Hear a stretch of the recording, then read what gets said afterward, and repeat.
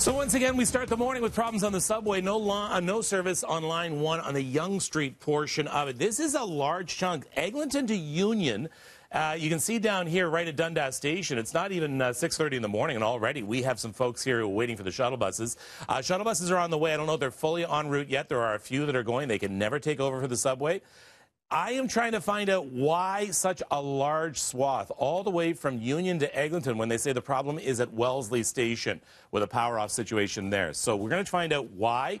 The good indication this probably is going to last a while. If you're just heading out, go on over to the Spadina portion or try and find a different way in.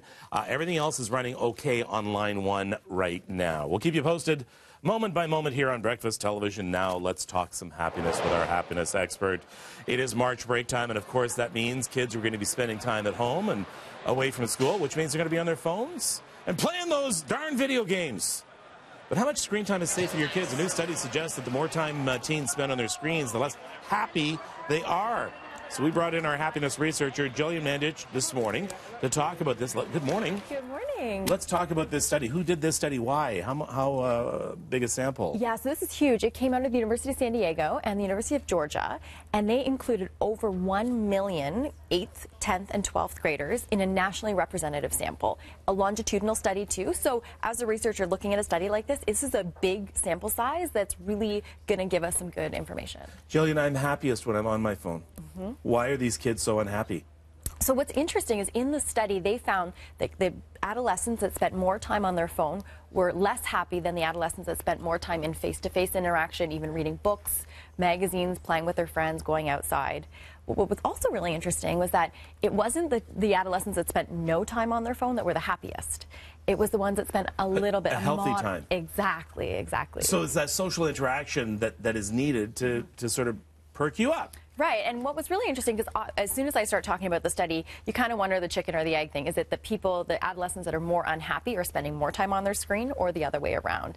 And in the study, the researchers talk about how there's a lot of other evidence that suggests that it's probably the case that it's the adolescents that are spending more time on their screens are becoming less happy as opposed to the other way around. Okay, what are we going to do about this? It seems sorry, I'm just getting... okay, I'm getting these updates, and I promised you anytime I got an update. So they just still confirming that we don't know when the power is going to come back on the subways. So hopefully they're not on their screens. Well, they probably are. And you know what? And you go down there. That's what I bet you if you went down there, everybody would be on their phones. That's exactly. Because we're bored all the time. That's the thing is I think screens can be a tool, and we just have to learn how to use the tool effectively. Okay, so what are we going to do about this? How are we going to change this with our teens? So I think as parents, what you can do is really create healthy boundaries around when they're using the phone. So maybe not when they wake up, no phones in the bedroom, having some rules around that. Also, I think as parents, it's really important that children are like sponges, and so they watch what we do. And so making sure that we're not spending all our time on our screens and we put them down to go play with our kids to do those things. No, it's not going to happen. Next. It is true, because I am constantly on this, constantly. Yeah. I'm never without it. So I think that knowing that, it's how can you spend a little bit less time? So yes, we need our phones. They're part of every single day. And yet, at the same time, we don't need to be on them 24/7. And I think also with adolescents in particular, recognizing we're not just going to take away all their phones and just have them be. So how can we use apps, for example, that are educational or encourage creativity instead of, if we're going to put on a TV show for them, maybe it's a documentary or an adventure show or something where they're stimulated and they're learning at the same time. Learning. Hey, kids, we're going to learn. How about that, huh? And that is the tough thing, because you're going to come across as that parent, eat your vegetables, et cetera, et cetera. It's better for you.